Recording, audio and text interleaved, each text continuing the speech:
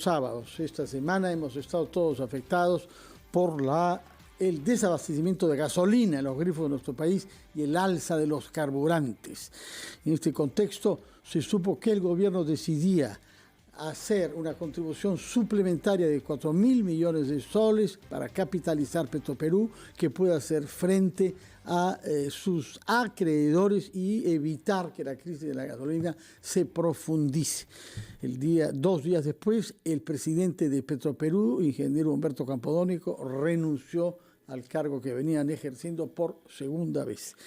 Hemos invitado a un economista que tiene experiencia en el sector petrolero y que además ha sido miembro del directorio y presidente de Petroperú hasta hace poco menos de 3 años. Carlos Paredes, muy buenos días y bienvenidos a Enfoque de los Sábados. Hola Fernando, gracias por la invitación. Usted escribió cuando dejó Petroperú en febrero del año 20 un libro que se publicó ese mismo año bajo título de La tragedia de las empresas sin dueño, el caso de Petroperú. ¿Qué cosa es lo que usted comprendió cuando se vio obligado a dejar Petroperú? ¿Y qué se ha hecho de bien y de mal estos últimos 2 años y medio que usted ha estado alejado de la empresa petrolera del Estado? Sí, mira, yo creo que el libro apunta al problema de las empresas públicas que no tienen un dueño concreto que las supervisa, las vigila, cuida que se invierta para generar valor, no para destruir valor. La falta de transparencia y la consecuente corrupción. Y se ponen muchos ejemplos de qué es lo que yo vi en Petroperú. Y cuantifico el tema de la refinería de Talara, la nueva refinería de Talara, que se pone muy claro, destruyó 1.650 millones de dólares de patrimonio de Petroperú. Desapareció el equivalente al patrimonio contable de la empresa. Fue un proyecto que nunca se debió haber hecho. ¿Qué se ha hecho desde entonces? Muy poco para mejorar eso, muy poco. Que nosotros estábamos encaminados a incorporar capital privado, cambiamos la visión de la empresa formalmente, pusimos objetivos de incorporar capital y cambiar la empresa de 100% estatal a una empresa de capital mixto. No se ha avanzado nada en ese sentido. Si hubiera podido avanzar, ¿era viable que hubiese capital privado que quiera invertir en Petroperú tal y como estaba? En ese momento no, había que prepararla, que es lo que empezamos a hacer. Yo creo que, siendo honesto, que con este gobierno hubiese sido muy difícil atraer capital privado a Petroperú. Creo que, me preguntas qué ha pasado, como algo muy importante es el nombramiento del señor Hugo Chávez en Petroperú y ese directorio que le hizo tanto daño a la empresa. ¿Qué es lo que hizo en concreto? Porque hay una investigación fiscal y sabemos que la situación financiera que dejó fue grave, pero explíquenos qué cosa corresponde a la gestión de Hugo Chávez específicamente en este descalabro. Bueno, yo creo que redujo la transparencia, tenemos todo el problema del biodiesel que tiene que ser investigado, está siendo investigado por la justicia, pero eso es falta de transparencia. Tomó una serie de decisiones en el área financiera que llevaron a este descalabro financiero que hemos vivido. Llevó a que que una empresa auditora como Pricewaterhouse no quiera auditar los estados financieros. Todo eso conllevó a una reducción de la calificación de riesgo de la empresa, algo que costó muchísimo tiempo lograr, y que se cierren las líneas de crédito. Entonces entró en una situación de iliquidez terrible que lleva al desabastecimiento. Yo creo que eso ya es bastante, ¿no es cierto? Es grave sí. Y afecta, como usted hace notar, a la población directamente. Sí. Y además todo esto rodeado de mentiras, ¿no? Decir, oye, yo aumenté la participación. Claro, ¿cómo no vas a aumentar la participación en el mercado si tú vendes por debajo de lo que te cuesta? ¿No? Entonces se perdió una gran oportunidad para fortalecer a la empresa financieramente. Creo que fue una gestión terrible. Fue reemplazada por la gestión de Humberto Campodónico y su directorio.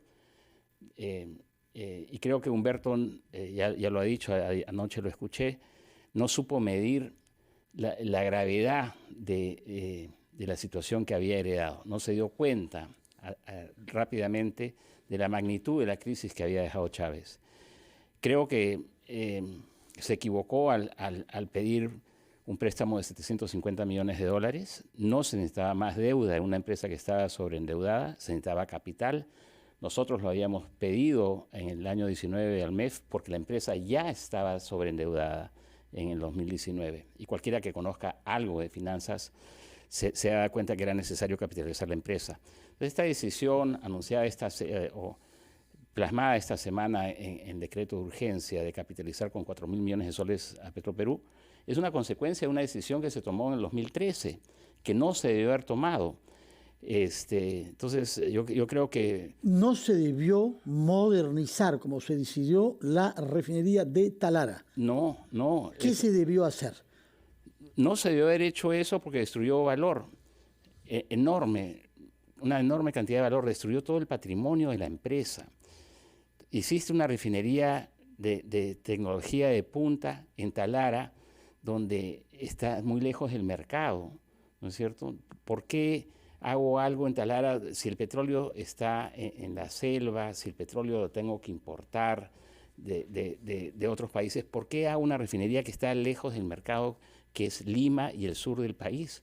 ¿Por qué lo hago en Talara? Porque estuvo ahí antes. Eso no es una decisión económica, no es una decisión empresarial. Entonces, si se necesitaba hacer una refinería, que la haga primero, que la haga el sector privado. ¿No es cierto? Bueno, ya hay una del sector privado. Sí, ¿no? claro, y puede haber otra. Y si te preocupa a ti los precios de los combustibles y te preocupa tener productos refinados en el Perú baratos, promueve la competencia entre los muchos importadores que hay. En el Perú tenemos empresas enormes como Exxon y Valero que importan y compiten con Petroperú y Repsol, ¿no es cierto? Entonces, eso es lo que había que hacer y tenemos instituciones que promueven la competencia como el Indecopi. No necesitábamos destinar más de 5.000 millones de dólares de todos los peruanos a esto. Yo me acuerdo cuando supervisaba la refinería continuamente en Talara, me parecía estar en una película de la Guerra de las Galaxias de George Lucas. Sobre todo cuando iba de noche, te lo juro, me parecía estar en la Guerra de las Galaxias. Por la magnitud de la maquinaria y la complejidad de la construcción que estaba en marcha en esa época. Así es. A 3 cuadras me tocó ir a visitar el Centro de Salud de Talara, donde hicimos una donación que correspondía según el programa social de Petroperú. Y pasé por las instalaciones del Centro de Salud. Tenía un jardín. Este centro de salud había sido el hospital de la IPC, de International Petroleum Company, que Velasco estatizó y que después se convierte en Petroperú. Lo que tenías adelante, que en un momento de haber sido un bello jardín, era una enorme letrina pública, donde los perros y los indigentes iban a hacer sus necesidades. La situación del centro era espantosa. Hablé con las enfermeras, con el director médico, y le digo, ¿cómo podemos apoyar mejor? ¿No? Díganos si esto que estamos tratando de hacer es lo mejor para ustedes. Y hicimos unos pequeños cambios. Pero me contaron que en los 8 meses primeros del año 2019 habían fallecido 6 mujeres en labor de parto en ese centro de salud. Y habían fallecido porque no tenían los equipos para atender a las mujeres parturientas. Ni siquiera tenían una ambulancia con que evacuarlas a un centro de salud de mayor complejidad. Y a 3 cuadras, Fernando, estábamos invirtiendo más de 5.000 millones de dólares en la Guerra de las Galaxias.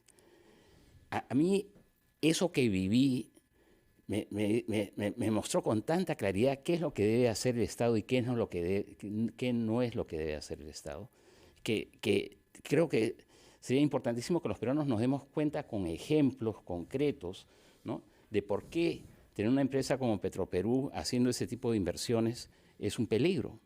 Y tiene que tener controles. De acuerdo. Permítanos ir a una pausa, por favor. Por lo que comprendo, usted no se alinea con las posiciones que hay, la de quienes sostienen que nunca hemos debido tener una refinería, que no es necesario, que podemos comprar directamente petróleo refinado del extranjero o dejar que Repsol y alguna otra privada lo haga. Usted no piensa eso, piensa que era quizás razonable hacer una refinería que garantice gasolina refinada acá y de calidad y poco contaminante, pero no ahí y no con esas características. Nos dirá entonces, a partir de esa idea, qué hubo después de esa decisión tomada el 2013 13. Es Carlos Paredes, economista y expresidente de Petroperú, que está con nosotros en Enfoque de los Sábados. Son las 9:20, estamos conversando con el economista Carlos Paredes y autor de un libro sobre Petroperú, que se ha publicado hace ya más de 2 años. Nos había explicado su punto de vista respecto de la decisión que se tomó el año 13 de hacer una nueva refinería en el lugar donde había la vieja de Talara, que ya tenía casi más de 40 años en ese momento. Lo que postula usted es que se ha debido pensar en una refinería más chica, pero más cerca de Lima y del mercado. ¿Para cuántos galones? Sí, yo no sé si más chica, tal vez pudo ser más grande. De hecho,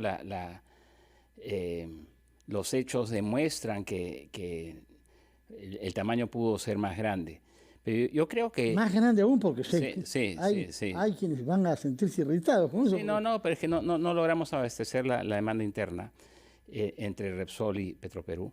Pero yo creo que Petroperú, los peruanos no teníamos por qué dedicar una empresa pública a invertir un proyecto tan grande cuando lo pueden hacer los privados, ¿no es cierto? Yo creo que lo que había que hacer era promover la competencia, dedicarte como Estado a hacer otras cosas, a proveer los bienes y servicios públicos que los Estados deben proveer. Y en el caso de Petroperú no tenías tú la gobernanza requerida, la gobernanza corporativa requerida para poder acometer un proyecto de ese tamaño o del 10% de ese tamaño. Yo he visto proyectos que se empiezan y no terminan nunca en Petroperú, a los cuales no fueron sometidos a un análisis de costo-beneficio. Eso está en el libro en todas partes. Sí. Ni la refinería ni otros proyectos. Entonces, si tú no tienes una empresa con la gobernanza corporativa requerida para acometer un proyecto de inversión de $50 millones, ¿qué haces metiéndote en un proyecto de 5.000? Lo que haces es destruir valor como destruyó la nueva refinería de Talara. ¿Por qué subió tanto el costo de esa refinería? Comenzó con $1.500 millones año 11 y estamos en más de 5.000. Es correcto. ¿Por qué? Empezó con un proyecto de modernización y desulfurización.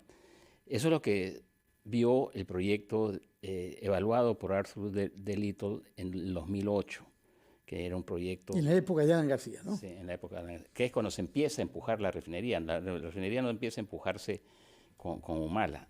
Toma gran fuerza con Humala y se plasma en ese gobierno. Pero se le encarga en el 2010 a Técnicas Reunidas hacer un estudio de ingeniería mucho más desarrollado y se transforma el proyecto. Deja de ser una modernización para hacer una nueva refinería. Le seguimos llamando el PMRT, Proyecto de Modernización de la Refinería de Talara, pero modernización no tenía nada, era una nueva refinería. Y ahí salta el valor tremendamente. Y el otro problema es problemas de gestión que están siendo investigados, que llevaron a demoras inauditas en el inicio de las unidades auxiliares de la refinería. Entonces, nuevamente, mala gestión, falta de transparencia, falta de incentivos adecuados en una empresa pública. Ahora bien, usted ha dicho desde el primer momento que acá había un problema de un mal gobierno de la empresa y que usted intentó transformarla para que tenga un gobierno corporativo acorde con la responsabilidad de la empresa. Y en segundo lugar, un problema de corrupción en varios sentidos, uno de los cuales vinculados al sindicato mismo. Y de hecho, usted salió en el marco de un conflicto que en parte, aparentemente, como dice usted, fue urdido por dirigentes sindicales que sentían que sus privilegios estaban siendo amenazados por su permanencia en la empresa. Explíquenos ese doble tema, gobierno corporativo y corrupción. ¿Por qué no se avanzó en la lucha contra eso? Usted salió, usted fue en una cuenta invitado a salir a causa de esa conflictividad que se había generado, me parece, con los sindicatos. Hubo un pequeño incidente también, es cierto. Pero cuéntenos, por favor, cómo ve, por qué no somos capaces de modificar el gobierno y modernizarlo de nuestras empresas, uno, y combatir contra la corrupción con eficiencia. Mira, el tema es que tú no tienes un dueño, lo que yo llamo el principal, lo que en la literatura se llama el principal, que esté vigilando la gestión para que la gestión de la empresa le genere valor al dueño. Eso no existe en una empresa sin dueño como Petroperú, ¿no es cierto? Tú y yo somos dueños de Petroperú, no nos sentimos dueños de Petroperú, no conocemos los estados financieros de Petroperú, no sabemos qué pasa adentro. ¿Quién sabe qué pasa adentro? La gerencia. Y la gerencia no responde a los dueños que no saben qué pasa adentro, ni les interesa. La gerencia actúa para su propio beneficio. Es lo que yo llamo la gran cofradía en Petroperú. En ese contexto, la gran cofradía no se audita a sí mismo, no se corrige a sí misma. Y eso es lo que hemos visto a lo largo de los años. Hay poca transparencia, Otorongo no come Otorongo. Y en ese contexto de falta de transparencia y de ausencia de dueño, surge la corrupción. Los sindicatos, yo creo en los sindicatos como una institución de progreso y balance de poder a nivel social, han jugado un rol importante en la historia mundial. En muchas partes las dirigencias sindicales se corrompen, tienen que también tener formas de controlar a las dirigencias. El caso de Jimmy Hoffa en Estados Unidos es conocidísimo. Sí. Desapareció misteriosamente, no se supo más qué pasó con su cadáver, ¿no? Así es. Y acá en Petroperú lo que yo me encontré es con 12 sindicatos. 12 sindicatos en la empresa. 12 sindicatos. Gente de diferentes niveles y diferentes cualidades morales. Encontré a gente muy buena y a gente que estaba desgraciadamente tomada por incentivos personales, no los de los trabajadores, no los que a ellos necesariamente representaban. Y descubrimos muchas cosas que se fueron correctamente investigadas, se les dio el derecho a la defensa, se le dio proceso y se separó a la gente que se determinó que era culpable. Ellos han tratado de regresar a la empresa, han hecho una serie de procesos judiciales y el Poder Judicial ha ratificado nuestra decisión. Creo que si algo quedó claro es que al final vas a pagar la cuenta, ¿no? A ellos. Si tú corrompes, si tú mientes, si tú le robas plata a la empresa, va a haber alguien que... Ahora, ¿por qué no? Bueno, usted ya tuvo que salir en febrero del año 2000, pero hubo otros presidentes, 2020, entre ellos empresarios eminentes como Augusto Bartel. Estuvo antes. Súbitamente también, ¿no? Duró poco. ¿Qué ha pasado con la serie de presidentes? ¿Por qué todos se han estrellado contra una realidad que hace que se vayan antes de lo previsto sin dejar un legado irreversible? Yo creo que es la estructura de la gobernanza corporativa, quién maneja la empresa. La empresa está siendo manejada por la gerencia, no por directores que no tienen ningún poder, no respaldan, no representan a nadie. Son nombrados por una junta de accionistas, que son 5 personas, 2 ministros, 2 viceministros y un secretario general, que tienen una altísima rotación. Eso también está escrito en el libro. Los ministros y los viceministros rotan y rotan, tienen problemas mucho más grandes que Petroperú, ¿no es cierto? Sí. No quieren saber, oye, te nombro presidente, te nombro director, y no me digas nada. No te aparezcas por acá, no quiero saber de ti. Esa es la realidad del dueño. Es un dueño ausente a quien no le interesa Petroperú. Entonces, bueno, hablemos sobre otro aspecto, ya no la refinería solamente y los problemas internos de la empresa, la situación del petróleo en el Perú. Se habla de abrirse al capital privado y hacer asociaciones con Petroperú, y se habla de que sí hay reservas que hay que poder explotar. ¿Cuál es el diagnóstico que tiene usted de la situación petrolera en el Perú? Bueno, este es un tema que estoy empezando a investigar en mayor profundidad. Creo que sí hay reservas petroleras en la selva, en la Amazonía, el lote 95 han aumentado mucho su producción, no la pueden sacar hacia la costa por los problemas del oleoducto, que es otra objeto realidad, de sabotaje, ¿no? Que usted padeció en su momento. Sí. Pero la verdad es que hacer exploración en la Amazonía peruana es muy costoso, ¿no es cierto? Los costos logísticos son muy, muy grandes. Y la regulación puede en algunos casos ser excesiva y encarece la exploración y el desarrollo del petróleo. Creo que tenemos que revisar con responsabilidad ambiental qué es lo que estamos haciendo, porque lo que estamos haciendo al final es lograr que ese petróleo se quede para siempre en el subsuelo. Y quedan pocos años para usar el petróleo, porque presumiblemente 30, en 20 o 30 años pasaremos a otra matriz. Así es, y si no se usa ahora, no se usará nunca. Perdido la oportunidad, ¿no?, de sacar a muchos peruanos de la pobreza. Entonces, ahí hay un problema importante que puede ser la sobreregulación, y el otro es la falta del imperio de la ley en la Amazonía, la ausencia del Estado, ¿no es cierto? Entonces creo que hay problemas del Estado que llevan a que no sea atractivo invertir en el Perú en petróleo. Competimos, los inversionistas miran a muchas partes donde invertir. Perú no es el lugar más atractivo para invertir. De acuerdo. Terminemos con una pregunta sobre la coyuntura y la situación de los carburantes en el Perú de hoy. ¿Piensa usted que después de tomadas estas decisiones y habiendo recibido Petroperú este respaldo financiero del Estado, podremos tener una situación estabilizada con la gasolina en los grifos? Sí, de abastecimiento sin duda. Yo creo que sí. De repente tenemos un poco de turbulencia en la siguiente semana, pero debería regularizarse. Ahora, el tema de los precios dependen de qué pasa en el mercado internacional. Eso no depende de Petroperú. Creo que hay que... Pero ha subido acá en los últimos días sin que haya subido a nivel internacional. Bueno, es un problema de desabastecimiento, oferta y demanda. En la medida que se regule el abastecimiento, que es lo que está produciéndose, deberíamos limpiar ese factor. Carlos Paredes, muchas gracias por haber estado con nosotros el sábado por la mañana, habernos explicado su experiencia en Petroperú y su visión de lo que se ha hecho, lo que se podría hacer, y a explicarlo con mucha claridad y mucha serenidad. Muchas gracias entonces por su presencia y muy buenos días. Vamos a